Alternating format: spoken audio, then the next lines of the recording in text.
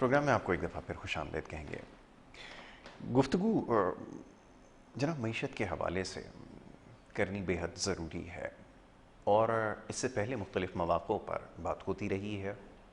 کوشش یہ ہوتی ہے کہ جو مسائل ہیں ان کا حل تلاش کیا جائے اور یہ سمجھنا ان سے بھی زیادہ ضروری ہے. مختلف قسم کے سیاسی بیانات آپ دیکھتے ہیں ٹی وی کے اوپر, مختلف تقاریر سنتے ہیں.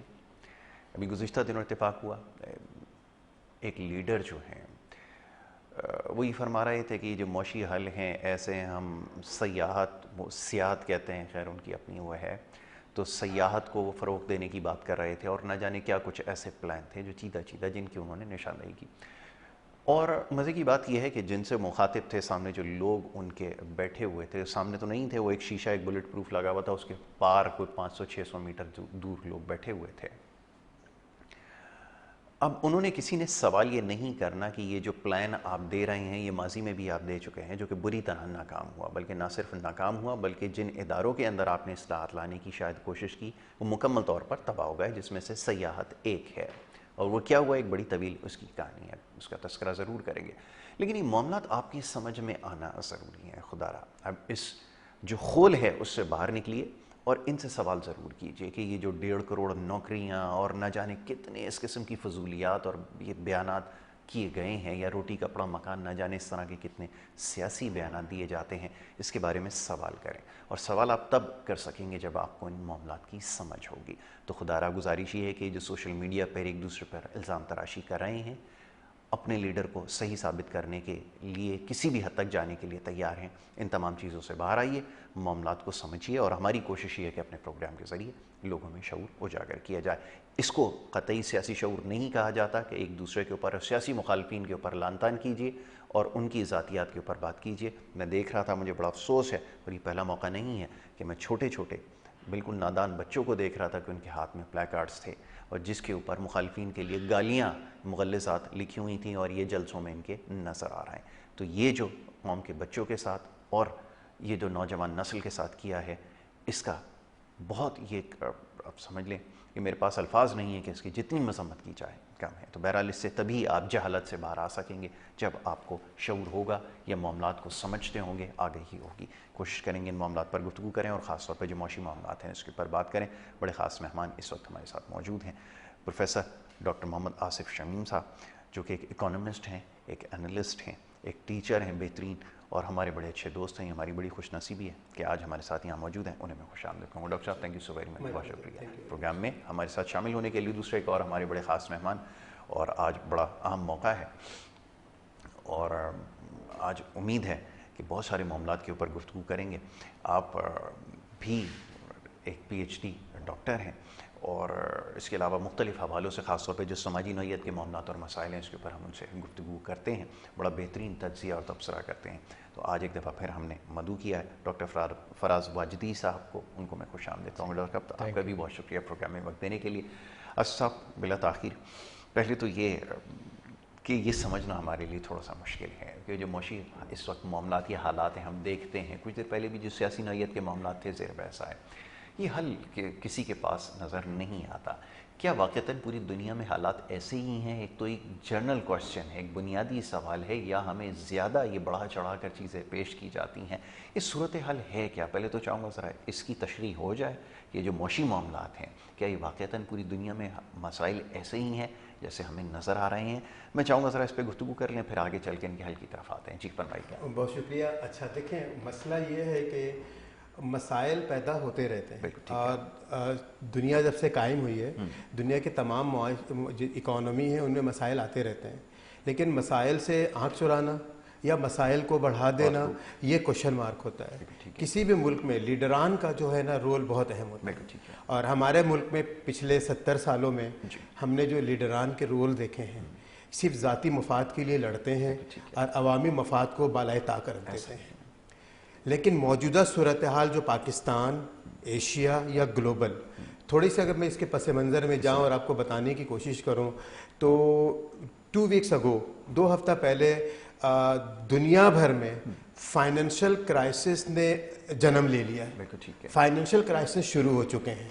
अगर आप सिलिकॉन बैंक जो है यूएसए का जो बैंक है उसको देखें तो उसको तकरीबन यूँ कह लीजिए कि उसमें बैंक करप्ट हो चुका है। इसी तरह से क्रेडिट स्विस बैंक जी जो आपका स्विट्जरलैंड का है, जिसको जिसको यूनियन बैंक ऑफ स्विट्जरलैंड ने जो है अडॉप्ट कर लिया है। मसला ये है कि दुनिया में सबसे मजबूत तरीन फाइनेंशियल सिस्टम माने जाने वाला मुल्क जो स्विट्जरलैंड है, वहाँ पे फाइनेंशियल क्राइसिस शुरू हो चुके हैं। जर्मनी की मिसाल ले लीजिए, डचे बैंक जो है जर्मनी के, उसके स्टॉक के जो प्राइसेस हैं वो बतदरीज बहुत तेज़ी से नीचे जा रहे हैं और समहाउ किसी भी दिन वो बैंकरप्ट हो जाएंगे। तो सूरत हाल फाइनेंशियल क्राइसिस ने तो जन्म ले लिया है। दूसरी तरफ काइंड ऑफ कोल्ड वॉर चल रहा है, जैसे कि आपको पता है गुज़िश्ता 1 साल से आपका रशिया और यूक्रेन के जो वार हैं और ये बतदरीज शिद्दत इख्तियार करते जा रहे हैं। अमेरिका को किसी हद तक एक अनडिफाइंड जो ब्लॉक है, इंटीग्रेशन जो है, अनडिफाइंड इंटीग्रेशन जो है, वो अमेरिका को साइड लाइन लगाने की कोशिश कर रहे हैं। जिसमें बेहतरीन मिसाल मैं देता हूँ, पिछले दिनों एक ज़बरदस्त किस्म के बायलैटरल एग्रीमेंट्स हुए हैं ईरान और सऊदी अरब के साथ। इस एग्रीमेंट के नतीजे में एक ब्लॉक जन्म ले रहे हैं जिसमें लेबनान है, लीबिया है, सीरिया है, ये कंट्रीज़ भी आपस में एक हो रहे हैं और ये आपस में मे बी कि they start trading among them. तो ये एक ज़बरदस्त किस्म का धचका भी है अमेरिका के लिए। फिर आप थोड़ा सा अगर आप गौर करें तो एक एग्रीमेंट साइन हुआ है among the China and Saudi Arabia. इसके दरमियान में जो चाइना जो ऑयल इंपोर्ट करेगा, सऊदी अरब से ऑयल इंपोर्ट करेगा और ये आपस में जो मूड ऑफ ट्रांजैक्शंस होंगी, the currency they will use that is Yon. तो यहाँ से डॉलर को पीछे किया जा रहा है। तो इससे एक तखमीना है कि जो डॉलर की जो डिमांड है इंटरनेशनल मार्केट में 40% से नीचे चली जाएंगे। और अभी मैं आपको बताऊं, मार्च के फर्स्ट वीक में एक ज़बरदस्त एग्रीमेंट साइन हुआ है अमंग द रशिया। हालांकि they are the big giant of the operator, I mean they are producing all China को, सॉरी रशिया और ख़ास तौर पे सऊदी अरबिया। लेकिन इंटरेस्टिंग बात यह है कि सऊदी अरबिया और जो रशिया में जो एग्रीमेंट साइन हुए हैं उसमें 2.5 मिलियन बैरल जो है डीजल, ये जो है क्या कहते हैं, सऊदी अरेबिया जो है इंपोर्ट करेगा रशिया से। This is very interesting.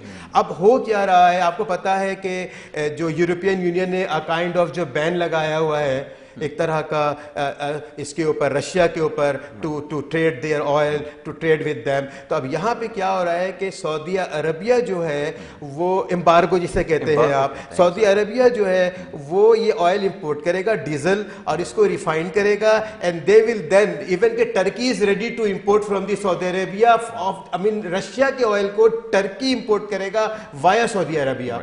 तो यहाँ पे ये चैनल एक डेवलप्ड हो रहा है। तो ये तमाम चीज़ें ऐसा लग रही हैं कि मतलब इस तरह की सूरत हाल क्रिएट हो रही हैं, a kind of global war, I mean financial war, economic war की तरह मूव कर रहे हैं। ऐसी कंडीशन में फिर हम ये देखते हैं कि एशिया किधर है।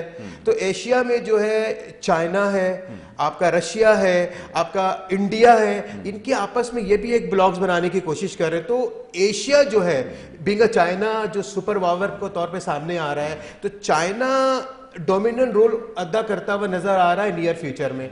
अब हमारे पास आ जाते हैं कि चले जी एशिया का एक रोल नजर आ रहा है। ग्लोबल पावर जो था, वो जो एक माइंडसेट था, वो मुझे वो पावर कमजोर होता हुआ नजर आ रहा है। अब सूरत हाल होती है कि ऐसी कंडीशन है पाकिस्तान किधर खड़ा हुआ है।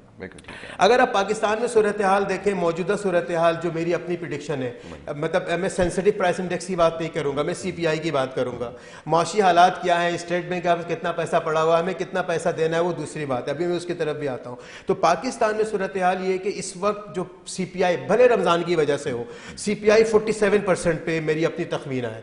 और अगर सेंसिटिव प्राइस इंडेक्स पे चले जाएं, जो बेसिक फूड आइटम नेसेसिटीज के, दैट इज मोर देन 70%। तो गरीब आवाम का तो बुरा हाल है। फिर आप कहते हैं करप्शन हो रहा है, मोबाइल फोन छिन रहा है, सर्वाइवल नहीं है लोगों की। सूरत हाल ये है کہ آپ نے جن جن لوگوں سے لون لینا تھا یا لون کی آپ امیدیں لگائے بیٹھے ہوئے تھے, اس میں سے چائنا نے آپ کو منع کر دیا ہے, سعودی عرب نے آپ کو منع کر دیا ہے, آئی ایم ایف نے آپ کو منع کر دیا. آئی ایم ایف نے کیا منع کیا ہے وہ میں آگے چل کے بتاؤں گا. جو اسٹرکچرل ریفارم کی بات کر رہے ہیں, آئی ایم ایف نے منع کر دیا ہے.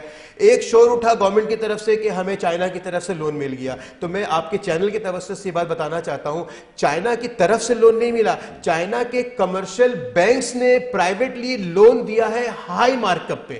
تو یہ بھی ایک عجیب سی بات ہے کہ ہم اس طرح کا شور مچاتے ہیں اور لوگوں میں ایک عجیب و غریب قسم کی پرسیپشن کریٹ کرتے ہیں. تو اس طرح کی صورتحال چل رہے ہیں. اور ایک چیز میں آپ کو اور بتاؤں کہ پچھلے دنوں جو فلڈ آیا تھا اور بہت سارے ملکوں نے کہا تھا کہ ہم آپ کو لون دیں گے, ہم آپ کو پیسہ دیں گے. اچھا, وہ لون بھی جو تھا وہ 11% پہ تھا, یعنی کہ یوں کہہ لیجئے کہ لائبور تھا 4% پلس 7%, تو 11% پہ ملنا تھا, لیکن وہ بھی انہوں نے روک دیا ہے. اس کے پیچھے ٹرسٹ ہے, انسٹیبلٹی ہے, پولیٹیکل انسٹیبلٹی ہے. آپ کو بتاؤ کسی بھی ملک میں آئی ایم ایف کی اپنی اسٹڈی ہے, انہوں نے تقریباً 100 کنٹریز کی اسٹڈی بھی کی ہے. ہاں, انہوں نے کنکلوژن یہ ڈرا کیا ہے کہ سیاسی عدم استحکام جن ملک میں ہوگا ان ملکوں میں کبھی بھی معاشی ترقی ناگزیر ہے, پاسبل ہی نہیں ہے کہ معاشی ترقی ہو جائے, ممکن ہی نہیں ہے. آپ نے بالکل ٹھیک کہا کہ یہ ممکن نہیں ہے کہ جو پولیٹیکل انسٹیبلٹی ہو اور جہاں پر کنٹری رسک بہت زیادہ ہوتا ہے وہاں پر پھر لون دینا دور کی بات ہے, پھر اور کوئی پلان بھی ایگزیکیوٹ نہیں کیا جا سکتا ہے. اور اسٹرکچرل ریفارمز کی بات ہوئی ہے. اب یہ ایک چھوٹی سی بات یاسر صاحب میں آپ سے کروں اس پہ جو آپ نے بتایا کہ مطلب عدم استحکام چلے, ٹرسٹ کا لیول باہر ملکوں کا نہیں, ہمارے عام عوام جو ہے ان کا بھی ٹرسٹ لیول یہ ہو چکا ہے کہ میں آپ کے بتاؤں آپ کو کہ پچھلے 1.5 مہینے میں 1 ٹریلین روپیز لوگوں نے بینک سے نکال لیے ہیں. اچھا, اس کی بہت ساری وجوہات ہیں ڈاکٹر صاحب. میرا اس کے اوپر تھوڑا سا اس لیے اختلاف ایسا ہے کہ کیونکہ جس قسم کے حالات پیدا کیے جا رہے ہیں, یہ جیسا بھی ٹرسٹ ڈیفیسٹ کی بات ہوئی ہے, یہ ایک خاص طور پہ پولیٹیکل پارٹی کی جانب سے اب ہمیں کھل کر یہ بات کرنی ہوگی کہ انہوں نے جس طرح سے سوشل میڈیا پہ ایک آرگنائزڈ کیمپین چلائی ہے, لوگوں کے اندر یہ چیز یہ انجیکٹ کرنے کی کوشش کی ہے کہ یہ کنٹری جو ہے وہ ڈیفالٹ کر جائے گا, تو اس وجہ سے پیسے فوراً سے وڈرا کرنا شروع کر دیں. اب بہت سارے لوگ ایسے ہیں جن سے ہمارا انٹریکشن ہوتا ہے, ان کو نہیں پتا کہ یہ ساری چیزیں کیا ہیں, اور انہوں نے بہت عجلت میں پیسے نکلوانے شروع کیے. جلسے تقاریر کے اندر جب کھڑے ہو کر ایک شخص یہ کہے کہ ملک کا دیوالیہ ہو چکا ہے یا یہ ہونے والا ہے, آپ لوگ باہر نکل جاؤ اور ایسے کر لو اور ویسے کر لو, تو پھر اسی طرح کی سچویشن ایمرج ہوتی ہے. تو یہ آپ نے بالکل ٹھیک کہا. وہ ہمارے یہاں کیونکہ وہ تمام چیزیں کاؤنٹ نہیں ہوتی, آپ کو پتہ ہے کس کس قسم کی باتیں اسٹیٹ کے خلاف اور آپ اس کے خلاف کریں گے, تو یہ پوری دنیا میں دیکھی جا رہی ہوتی ہیں چیزیں, تو ہم اس چیز کو نہیں سمجھتے. ڈاکٹر صاحب آپ کی طرف آؤں گا. ڈاکٹر فراز, یہ بتائیے گا, ابھی جیسے بات ہو رہی تھی کہ یہ پوری گلوبل اکانومی اور ہم لوگ سو کنیکٹڈ ہیں, ہم آئسولیشن میں نہیں رہ سکتے, لیکن کیونکہ ابھی تک یہ پولیٹیکل میچورٹی نظر نہیں آ رہی کسی کے اندر بھی. میں دیکھتا ہوں ایک شخص اگر وزیر اعظم جا کر رہے, میں بار بار اس لیے زیادہ کرٹیسائز کرتا ہوں کہ اس ملک کو اس حال تک پہنچانے میں زیادہ ذمہ داری ان کی ہے, جو کہ ابھی بھی وہ اسی مشن پر نظر آ رہے ہیں. تو فرمائیے کہ جب ایسے پولیٹیکل فگرز ہوں گے یا پارٹیز ہوں گی, تو پھر آپ کو کسی امریکی سازش کی اور کسی اور سازش, کسی کانسپریسی تھیوری کی ضرورت رہ جاتی ہے. اس پہ چاہوں گا, ذرا مشکل ٹاپک ہے اس پہ. جی, دشمنوں کی ضرورت ہی نہیں. ہاں بالکل ایسا ہی, الحمدللہ خود ہی اپنے دشمن ہیں. ڈاکٹر صاحب کی بات سے میں تھوڑا سا اختلاف کروں گا. معاشی صورتحال دنیا میں بری ضرور ہے, لیکن اتنی بری نہیں ہے جیسی ہمارے یہاں دکھائی جا رہی ہے. ہماری معاشی صورتحال کا مسئلہ نہیں ہے, ہمارے یہاں پولیٹیکل انسٹیبلٹی کا مسئلہ ہے. آپ کی معاشی صورتحال خراب ہونے کی وجہ آپ کا بیڈ پولیٹیکل اور جوڈیشری اسٹرکچر, ٹھیک ہے نا.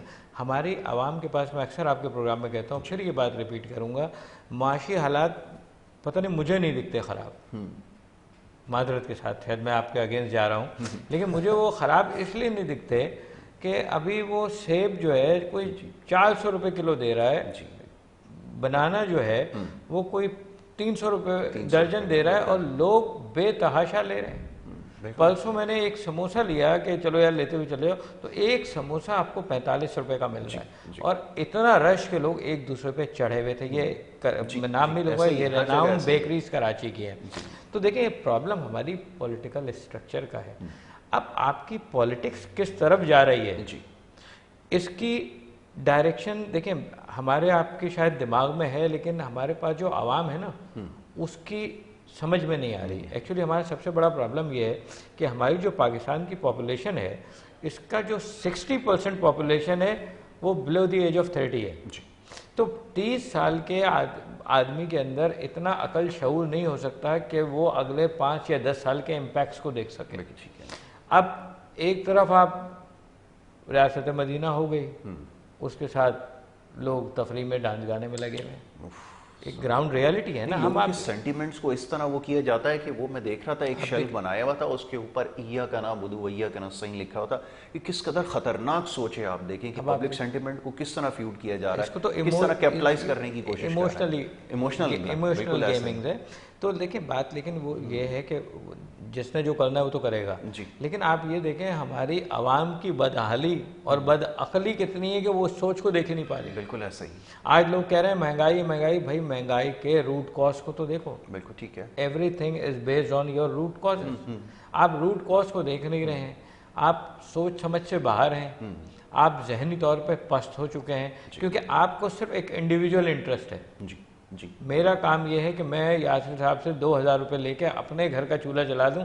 I am not concerned with doctor صاحب. بالکل ٹھیک ہے. تو معاشی حالات ضرور خراب ہیں, میں 100% ڈس ایگری نہیں کر سکتے. دنیا کے خراب ہے, دنیا میں انفلیشن بڑھی ہوئی ہے, فائنینشیل کرائسس ہر جگہ چل رہی ہے. میں مداخلت کرتا ہوں, میں اجازت لیتا ہوں آپ سے. دیکھیں وہ ایک شعر مجھے یاد آیا کہ غریب شہر تو فاقے سے مر گیا عارف, امیر شہر نے ہیرے سے خودکشی کر لی.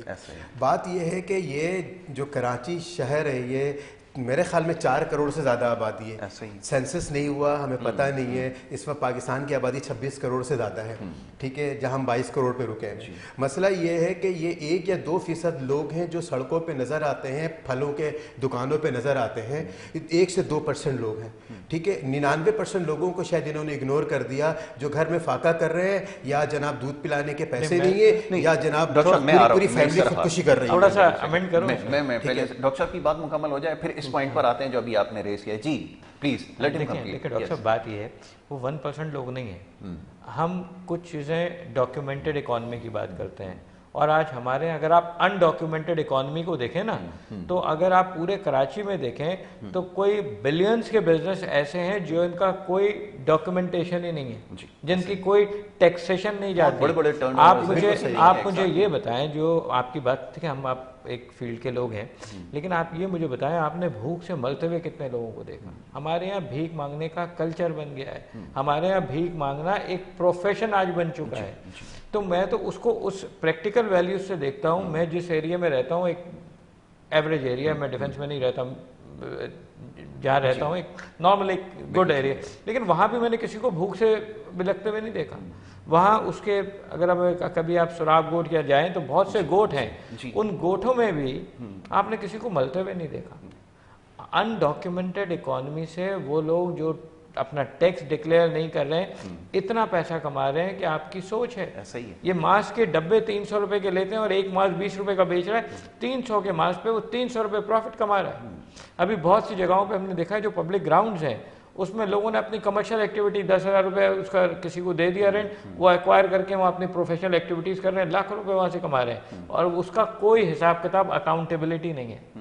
دیکھیں ڈاکٹر صاحب کچھ چیزیں نا ایویڈنس بیس ہوتی ہیں. ہم جو بات کر رہے ہیں, ابھی آپ زیادہ دور نہ جائیں, صدر چلے جائیں. ہمارا کراچی جو میں نے رفلی ناپا ہے وہ 30x30 کلومیٹرز پہ ڈیپینڈنٹ ہے, right, from if you are searching from toll plaza to کیپٹی اور Surjani town to toll national highway وے. ان دونوں کے بیچ میں آپ کے پاس چلنے کی جگہ نہیں ہے. جتنے ٹھیے, جتنے سبزی والے, جتنے پھل والے, جتنے گوشت والے, جتنے جوتے والے, جتنے لنڈے کا سامان بیچنے والے, جتنے چائنا کے لوکل پروڈکٹس کو مارکیٹ میں بیچنے والا, کیا ان کا آپ کے پاس کوئی حساب ہے؟ اور وہ انہی پرائسز پہ بیچ رہے ہیں جو آپ کے بڑے بڑے وال مارٹس میں مل رہا ہے, جو مارٹس میں مل رہا ہے. تو کیا وال مارٹس والا جو ٹیکس دے رہا ہے, کیا وہ ٹیکس دے رہا ہے؟ بالکل نہیں ہے. ڈاکٹر صاحب گفتگو جاری رکھتے ہیں. اب یہ ایک ایسا ایک پوائنٹ ہے جس کے اوپر بڑی ڈیبیٹ آج کل ہو رہی ہے کہ جیسے ابھی ہم نے دیکھا ایک لاہور میں ایک فورن جو فاسٹ فوڈ ہے یار انہوں کوئی کافی شاپ ہے، اس کی جو فرینچائز بنی ہے تو اس کے اوپر بہت سارے لوگ تھے. تو کیا یہ واقعتاً معاشرے کی عکاسی کر رہے ہیں؟ جیسا بھی ڈاکٹر صاحب نے کہا یہ بھی ایک پوائنٹ ہے کہ یہ صرف 1%، لیس دین 1% ہے. اگر 8,000 10,000 لوگ ہیں تو ظاہر ہے کہ وہ 12 کروڑ 14 کروڑ کی جو ہے ریپرزنٹیشن نہیں ہے. بٹ سم ہاؤ یہ سوسائٹی کیا میسیج دے رہی ہے، دیٹ از ویری امپورٹنٹ. اور انڈاکیومنٹڈ سیگمنٹ جو ہے وہ بہت بڑا ہے. اس کے اوپر بات کرتے ہیں، ایک بریک کی طرف جانا ہے، بریک سے واپس آئیں گے. آپ دیکھتے رہیے پروگرام. ان کی بات ہو رہی ہے.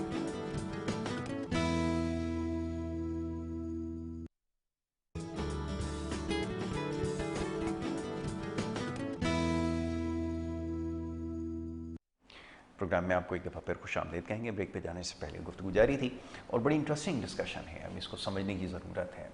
ہمارے ساتھ بڑی عام شخصیات دو موجود ہیں، ڈاکٹر آصف شمیم اور ڈاکٹر فراز واجدی صاحب. ان سے ہم گفتگو کر رہے تھے. ڈاکٹر صاحب پلیز، جیسے ابھی ڈاکٹر فراز نے نشاندہی کی ہے کہ ایک بہت بڑا سیگمنٹ ہے انڈاکیومنٹڈ ہے، اس چیز کو نظر انداز نہیں کیا جا سکتا اور سم ہاؤ یہی وہ فاؤنڈیشن ہے جس کے اوپر آپ کی اکانومی کھڑی ہے. بلکہ پاکستان ہی کیا، ابھی آپ نے سوئٹزرلینڈ کی اگر مثال دی ہے، اگر آپ تمام چیزوں کو اگر ٹرانسپیرنٹ کر کے دیکھیں، اگر اس کو پیورلی اگر اس کو وہ کر دیں، تو آپ کو سوئٹزرلینڈ میں جو پیسہ پارک ہوا ہوا ہے وہ کہاں سے آیا ہے، کون لوگ ہیں، کنہوں نے کیا ہے، سوئٹزرلینڈ کی اکانومی کیسے چلتی ہے، اس کو بھی کیس اسٹڈی ضروری ہے. یا انگلینڈ کے اندر جو پیسہ رکھا ہوا ہے، بہت سارے لوگ اس کو شاید نہیں جانتے کہ وہاں پہ جو پیسہ پارک ہوتا ہے اور بہت سارے جو چینلز ہیں جس کے ذریعے پیسہ پارک ہوتا ہے، تو 100% تو کہیں پہ بھی وہ معاملہ ٹھیک نہیں ہے. جی دیکھیں ڈاکٹر صاحب، دنیا کی جتنی اکانومی ہے ان کے جو پیرامیٹرز ہوتے ہیں ٹو سم ہاؤ سیم ہوتے ہیں، اکنامک انڈیکیٹر سیم ہوتے ہیں، لیکن اکنامک اسٹرکچر ڈفرینٹ ہوتا ہے. تو اسی حساب سے ان پیرامیٹرز کو مینیپولیٹ کیا جاتا ہے.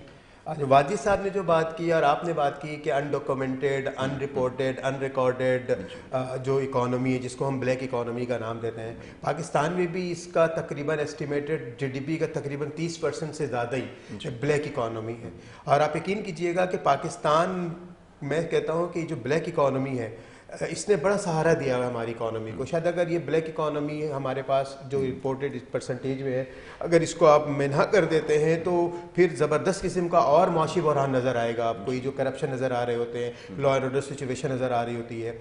جہاں تک بات آئی کہ ٹھیلے والے اور لوگ بلیک اکانومی، دیکھیں سب سے بڑا مسئلہ ہے گڈ گورننس سسٹم کا. میں نے پچھلے پروگرام میں بھی آپ سے کہا تھا کہ گڈ گورننس سسٹم کو امپلیمنٹ کرنا پڑے گا. اب گڈ گورننس سسٹم کسی ایک پیرامیٹر کا نام نہیں، یہ پورا کئی انڈیکیٹرز ہیں جس میں آپ جوڈیشری سسٹم کی بات کرتے ہیں، ایسیسیبلٹی کی بات کرتے ہیں، مائنورٹی کے رائٹس کی بات کرتے ہیں، انڈیویجولس کی رائٹ کی بات کرتے ہیں، جسٹس سسٹم کی بات کرتے ہیں. تو یہ تمام چیزیں جب ملتی ہیں تو ایک انڈیکس بنتا ہے جس کو ہم گڈ گورننس سسٹم کہتے ہیں. میں آپ کو ایک بات بتاؤں کہ مسئلہ ہے پاکستان میں ایک گورننس سسٹم کی مثال اگر لینا چاہیں تو آپ سے ایک ٹھیلے والا کنٹرول میں نہیں ہے. یہاں کے حالات اتنے خراب ہیں، ابتر ہو چکے ہیں. آپ کو بتاؤں، میں انڈیا کے ماڈل بتاتا ہوں. انڈیا کے اچھی چیزوں کو اڈاپٹ کرنا چاہے کوئی بھی ہو، تو انڈیا میں یہ صورتحال ہے کہ جو ٹھیلے والے ہیں باقاعدہ ان کا ٹوکن نمبر ہے. ان کو ایک ٹوکن نمبر دیا گیا، فٹ پاتھ پہ یہ اس پرٹیکولر اسپیس پہ کھڑے ہوتے ہیں اور یہ گورنمنٹ کو ٹیکس دیتے ہیں، رینٹ دیتے ہیں. میں بھی سجیسٹ کرتا ہوں جب میں روڈ پہ نکلتا ہوں، میری بات غور سے سنیے گا، میں ایک بات اس پیرامیٹر پہ کر جاؤں گا کہ جب میں روڈ پہ جب میں آفس سے نکل کے گھر جا رہا ہوتا ہوں تو مجھے شدید رش کا سامنا کرنا پڑتا ہے. خصوصی طور پہ رمضان المبارک میں شدید رش کا سامنا کرنا پڑتا ہے. صرف محض یہ ٹھیلے والے جو ہوتے ہیں حفاظت کھڑے ہوئے ہوتے ہیں اور ان کے پیچھے جو رول ہوتا ہے مافیا کا. میں یاسر صاحب ایک بات بتاؤں، یہ جو میں رش میں کھڑا ہوا ہوتا ہوں، میرا پیٹرول نہیں چل رہا ہوتا ہے، یہ قرض کے ڈالر جل رہے ہوتے ہیں. جس طرح سے آج ہمیں IMF جلا رہا ہے، ابھی $1.2 بلین کے لیے میں اس پہ بات کروں گا. ہمیں کتنا زیادہ اسٹرکچرل ریفارم کرنا ہے اور کتنا زیادہ اکنامک کاسٹ ہم اب تک بیئر کر چکے ہیں. اس میں چھوٹی سی بتاؤ، اگر ہم اسٹرکچرل ریفارمز نہیں ہم کر سکتے، ہم صرف مہنگائی کر سکتے ہیں، ہم سروس سیکٹر کو اوور برڈن کر سکتے ہیں، but that's it. Structural reforms کے اندر سب سے پہلی چیز ہے کہ ڈائریکٹ ٹیکسز کو آپ بڑھائیں، وہ آپ نہیں کر سکتے. آپ اپنے اندر سے کرپشن کے ایلیمنٹ کو ختم کر سکتے نہیں کر سکتے. یہ ایک سب سے بڑا یہ بھٹی میں پڑ گیا، وہ آپ کے سسٹم کا پارٹ بن گیا ہے. سر سسٹم تو ہے ہی نہیں. میں جب کوئی کہتا سسٹم تو میں کہتا ہوں پاکستان میں ویئر از سسٹم. آپ کس سسٹم کی بات کرتے ہیں؟ نشاندہی کی نا، ٹھیلے والا ٹیکس ضرور دیتا ہے لیکن وہ دیتا ہے پولیس کو بھتے کی شکل میں دیتا ہے، مافیا کو دیتا ہے. جو سیاسی سسٹم کے بارے سے ایک بات مجھے یاد ہے، میں امریکہ میں تھا، ایک یونیورسٹی میں کانفرنس میں تھی، تو ایک پیپر میں پڑھ رہا تھا، تو اس میں کسی نے مجھ سے سوال کیا ہے doctor what is Pakistani system. میں نے کہا Pakistani system is that kind of system where no system exist. بالکل ٹھیک ہے. تو میں ٹھیک ہے نا, تو یہاں کوئی سسٹم تو ہے ہی نہیں. میں ایک سجیشن بھی دینا چاہ رہا تھا آپ کے چینل کے توسل سے, جو ارباب اختیار ہیں, ٹھیک ہے, اے خدا مجھے اتنا معتبر کر دے کہ میں جس مکان میں رہتا ہوں اس کو گھر کر دے. میں ان تک یہ پیغام پہنچانا چاہتا ہوں. کراچی دنیا کے ٹاپ 10 بگیسٹ سٹیز میں آتے ہیں. یہاں پہ ملک کو چلانے والا شہر یہی ہے, ٹھیک ہے. سندھ کا 90% ریونیو جنریٹ کرتا ہے, ملک کا 75% 70% ریونیو جنریٹ کرتا ہے. کہ اس کو اور آپ اگر مینیج کریں چیزوں کو, ٹھیلے والے کو ٹھیک ہے آپ روڈ سے اٹھا کے فٹ پاتھ پہ لے جائیں, ان کو جو چائنا کا جو انڈیا کا جو ماڈل ہے, آپ ان کو ٹوکن دیں اور ان سے 6 مہینے کا رینٹ لیں کہ آپ یہاں پہ رکے, 6 مہینے کا رینٹ لیں اور منتھلی جو, اس سے کیا ہوگا کہ پراپرلی گورنمنٹ کے پاس پیسے جا رہے ہوں گے. یہ جو انفراسٹرکچر کا بیڑا غرق ہو گیا ہے کراچی کا, صرف یہ اسی پیسے سے کراچی ریوائیو بھی ہوگا اور کراچی میں جو نا معاشی حالات بھی آپ کو بہتر ہوتے ہوئے نظر آئیں گے. یہ ٹریفک کا مسئلہ ختم ہو جائے گا. مجھے بہت دکھ ہوتا ہے جب میں ٹریفک میں کھڑا ہوتا ہوں اور میں کہتا ہوں کہ یہ ڈالر جل رہا ہے, پیٹرول نہیں جل رہا, یہ ڈالر جلا, وہ بھی قرض کے پیسے سے. تو اس چیز کے لیے جو ہے نا ہمارے جو سٹیز جو ہماری یہاں کی نظامت ہے اس کو سوچنا چاہیے. میں اب سوال یہ پیدا ہوتا ہے نا کہ اتنے فار سائٹڈ لوگ کہاں سے لے کر آؤں, کیونکہ یہ تو ایک چیز کی انہوں نے نشاندہی کی ہے نا, ہماری پالیسیز یہ بتاتی ہیں کہ ہم ابھی آپ نے ایک پالیسی دیکھی کہ ہمیں ڈالر کے آؤٹ فلو کو روکنا تھا. اس کے لیے ہم نے کیا کیا, ہم نے کسٹم کے اوپر LCs کو بند کر دیا, جتنے ہمارے پاس امپورٹنٹ آئٹم تھے ان کو ہم نے روک دیا, بنا سوچے سمجھے کہ ہمیں پہلے اس کے آلٹرنیٹیوز کے اوپر کام کرنا ہوتا ہے. یہ سائنس کہتی ہے, پھر اس کے بعد اس کو ہم روک سکتے ہیں. لیکن کام اپنا چلتا رہا اور جو کچھ ہوا وہ آپ کے سامنے. تو یہ جو ویژنری لوگ ہیں, فار سائٹڈ لوگ ہیں, یہ میں کہاں سے لے کر آؤں. اور پھر پالیسیز کو بنانا, یہ تو ایک ایسی ٹینگلڈ وہ ہے آپ نوٹ, کہ اس کو تو کھولنا ہی بڑا مشکل ہے. وہ بندے کہاں سے. دیکھیں ایسے پرابلم پتہ ہے کہ ہمارے یہاں جو اچھے لوگ ہیں ان کی ہم نے قدر نہیں کی. ڈاکٹر صاحب نے بات کی گڈ گورننس سے کی, تو میں کہتا ہوں گڈ تو بعد میں آئے گا, ہمارے یہاں گورننس کا ورڈ تو ایگزسٹ نہیں کرتا. تو جب آپ کے یہاں گورننس کا ورڈ ایگزسٹ ہی نہیں کرتا, ڈاکٹر صاحب نے جتنی اسٹریٹجیز بتائی ہیں وہ ایک اسکول آف تھاٹس کے حساب سے ویری گڈ. ایک ڈیولپ معاشرے میں جہاں لوگ سوچ و سمجھ رکھتے وہاں کے لیے تو بہت اچھا ہے. لیکن اگر اس چیز کو ہم یہاں پہ کر دیں کہ ہم اس طریقے سے جیسے ڈاکٹر صاحب نے کہا ہے, تو اس پیسے کا اکاؤنٹیبل کون ہوگا. ٹھیک ہے. اچھا, ویجنری لوگ جو یہاں تھے, ایکچولی ہم نے کرپشن کو اتنا پروموٹ کر دیا ہے کہ لوگوں کا ویژن ہی چینج ہو گیا. بالکل ایسا ہی, بالکل ایسا ہی. آپ دیکھیں, آج میں آپ کو لکھ کے دیتا ہوں, ہر تیسرا آدمی کسی نہ کسی سارٹ آف کرپشن میں انوالو ہے. تو جب وہ انوالو ہے تو اس کو یہ چیز آپ کے معاشرے نے سکھائی. معاشرے نے کیوں سکھائی؟ اس کو نہ گورننس سسٹم ملا, اس کو وائلیشن رول آف تھم کا پارٹ مل گیا. ٹھیک ہے نا, وہ وائلیشن کو کوئی چیز ہی نہیں خاطر میں نہیں لاتا. آپ کے کسی بھی قانونی دائرے میں وہ آتا نہیں.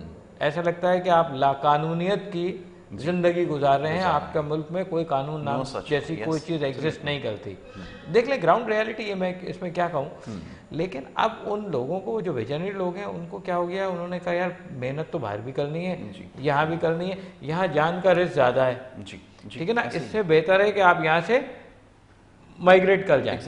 تو آپ کی ابھی کیونکہ ہمارا تعلق ڈاکٹر صاحب کا بھی ہمارا تعلیمی اداروں سے تعلق ہے, تو میں نے جو ابھی اسیس کیا ہے کہ کوئی اگر ایک بیچ میں 50 بچے پاس آؤٹ ہو رہے ہیں تو اس میں سے 20 یہاں سے بھاگنے کے چکر میں لگے ہوئے ہیں. حالانکہ ان بچوں میں پوٹینشیل ہے, یہاں سے باہر کون نہیں جا رہا ہے جس کے اندر پوٹینشیل نہیں ہے. بالکل ٹھیک ہے, وہ اس سسٹم کا پارٹ بننا چاہ رہا ہے, لیکن جس کے اندر پوٹینشیل ہے وہ باہر چلا جائے گا. بالکل ایسا ہی. تو اب ان ویژنری لوگوں کو آپ کا پولیٹیکل سسٹم روک سکتا ہے کہ پولیٹیکل سسٹم اچھا ہو, آپ کا جوڈیشری سسٹم اچھا ہو, آپ کے گڈ گورننس کا سسٹم ہو, آپ کے مانیٹرنگ پیرامیٹر ہو, آپ کا کوئی کنٹرولنگ ایجنٹ ہو, آپ کے کچھ اسیسمنٹس ہو. جب لوگوں کو سیکیورٹی ملے گی, جاب سیکیورٹی ملے گی, ہیلتھ سیکیورٹی ملے گی, جیسے ہم امریکہ میں سوشل سیکیورٹی کی بات کرتے ہیں اس میں تمام چیزیں انکلوڈ ہو جاتی ہیں. جب تک آپ یہ پیکیج نہیں دیں گے تو کوئی عقل آدمی یہاں نہیں ٹکے گا. I am very optimistic person though, but میری اوپینین ہے کہ میں نے جو ایک لمسم کیلکولیشن کی ہے, it will take around 3 centuries آپ کو یہ چیزیں ٹھیک کرنے کا ٹائم لگے گا. اگر آج سے کام کرنا شروع کرتے ہیں, آنیسٹلی اسپیکنگ. اس کی وجہ یہ ہے کیونکہ ہماری جو بیسک ایجوکیشن ہے نا, ایک ہسٹری ہوتی ہے, ایک ہماری ٹریڈیشن ہوتی ہے جس کو ہم دیکھتے ہیں. ہمارے پاس وہ لوگ نہیں ہیں, ویری آنیسٹلی, اور سوری کہ ابھی جو میں نے دیکھا ابھی اس صدارتی ایوارڈ آپ بانٹ رہے تھے نا جو ہو رہا تھا، میں تلاش کر رہا تھا اس میں کتنے فزیشینس ہیں، اس میں کتنے ٹیکنیشینس ہیں، اس میں کتنے انجینئرز ہیں، اس میں کتنے ریسرچرز ہیں، ایک بھی نہیں ہے.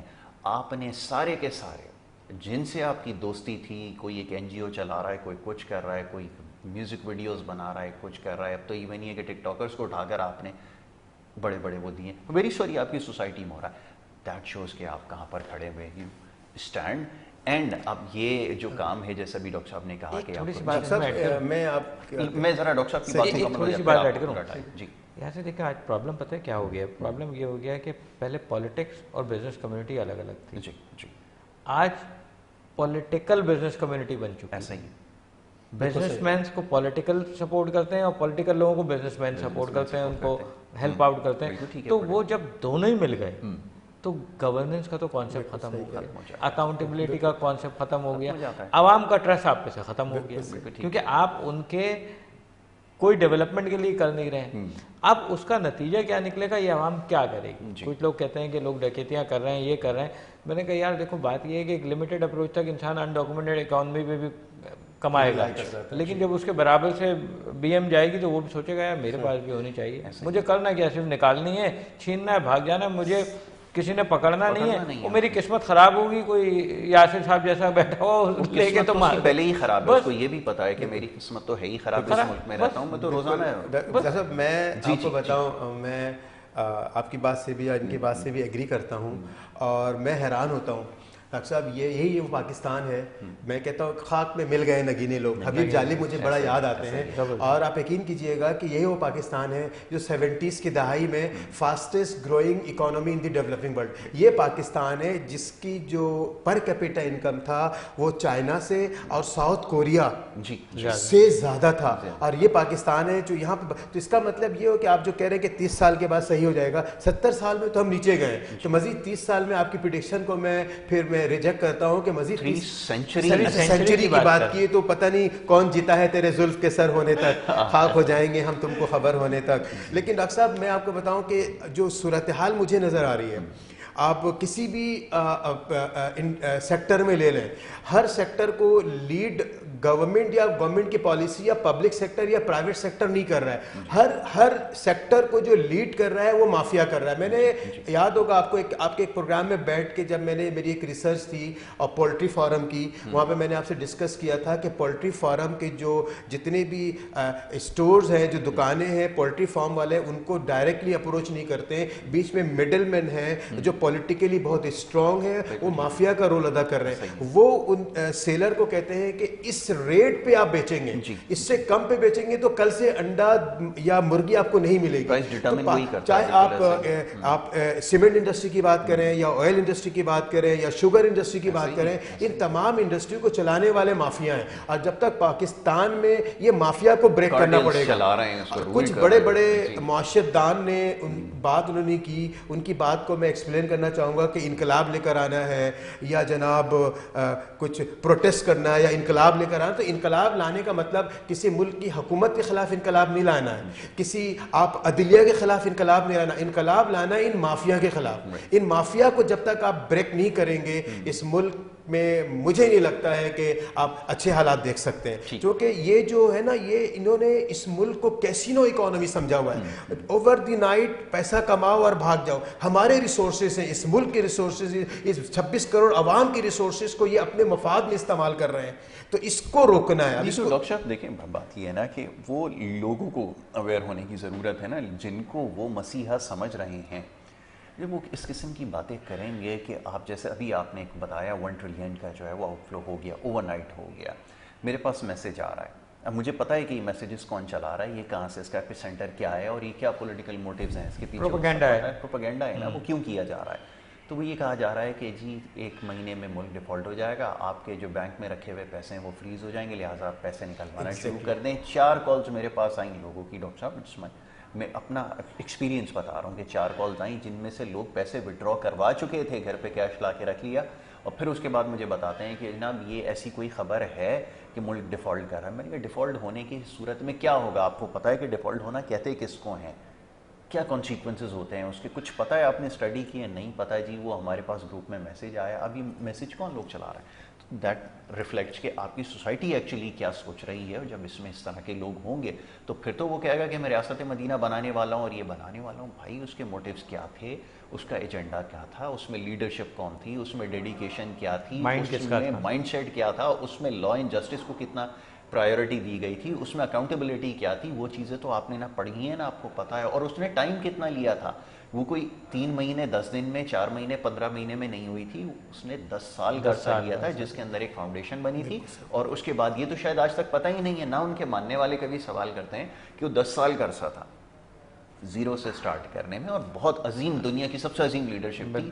تو 10 سال وہ کیوں نہیں 90 دن کے اندر انہوں نے کر دیا تھا جو آپ 90 دن کے اندر کرنے والے تھے. تو بہرحال بیوقوفوں کے لیے ٹھیک ہے کہ اگر ایسے لوگ ہیں ان کو یہ ایجنڈا اپنی اپنی اسکول آف تھاٹس ہے, اپنا اپنا موقف دے سکتے ہیں, لیکن جنرلائز جو پڑھے لکھے لوگ ہیں وہ اس کو ایکسیپٹ نہیں. ڈاکٹر صاحب میرے لیے سب سے زیادہ الارمنگ سچویشن یہ ہے کہ میں اس وقت بہت زیادہ ریلکٹنٹ ہوں کہ اپنی تباہی ناگزیر ہو چکی ہے کہ میں نے اچھے خاصے پڑھے لکھے لوگ دیکھیں جو اس ایجنڈے کو سپورٹ کر رہے ہیں, یا وہ سمجھتے ہیں کہ اس سے آؤٹ کم جو ہے وہ پازیٹیو آ سکتا ہے. میں بہت زیادہ وہ پتہ ہے کون لوگ ہیں, جی وہ لوگ ہیں جن کا کچن ایکسپینس ہٹ نہیں کر رہا, جی جی, جو ایموشنل ہو کے وہ کام کر رہے ہیں, ان کی سوچ و سمجھ میں اب وہ یہ سمجھ لیجیے کہ جو سسٹم سے ناراض لوگ ہیں دیگر پولیٹیکل پارٹیز سے, وہ بس صرف یہی ہے, اس کا پہلو یہی ہے, اس کے علاوہ کچھ بھی نہیں. میں آپ کو بتاؤں, دیکھیں اصل میں آپ کے پروگرام میں ہمارے آپ کے بڑے پرانے تعلقات ہیں. یاد ہوگا ایک 6 مہینے پہلے پروگرام تھا, میں نے یہیں آپ کو بیٹھ کے بولا تھا کہ اگلے 6 مہینے بھی گزر جائیں گے, ملک ڈیفالٹ نہیں ہوگا. آج تک ہوا ایسا ہی ہے, بالکل نہیں ہوا. یہ لوگوں میں صرف ایک پینک کریٹ کیا جا رہا ہے, کچھ نہیں. وہ یہ تھوڑے سے 2 4 6 مہینے کی انسٹیبلٹی ہے, یہ کسی نہ کسی وقت کبھی تو اسٹیبلائز ہونی ہے نا, ایسے تو ساری زندگی نہیں چلے گا.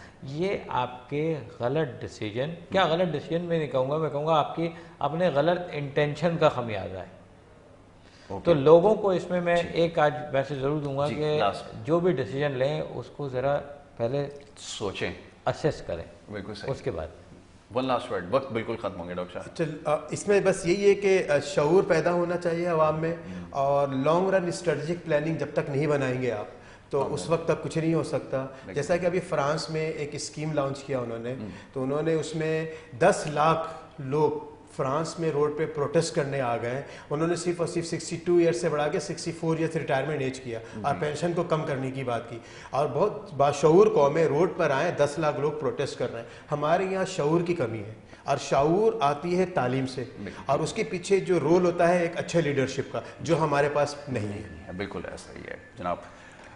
ڈاکٹر آصف شمیم صاحب, میں آپ کا بڑا شکر گزار ہوں, آپ نے پروگرام میں وقت دیا, مختصر وقت میں بڑی اچھی اور بڑی پروڈکٹیو ڈسکشن رہی ہے. ڈاکٹر فراز واجدی صاحب, میں آپ کا بڑا شکر گزار ہوں, ہمیشہ کی طرح آج پروگرام میں تشریف لائے اور بڑی اچھی گفتگو آپ نے کی.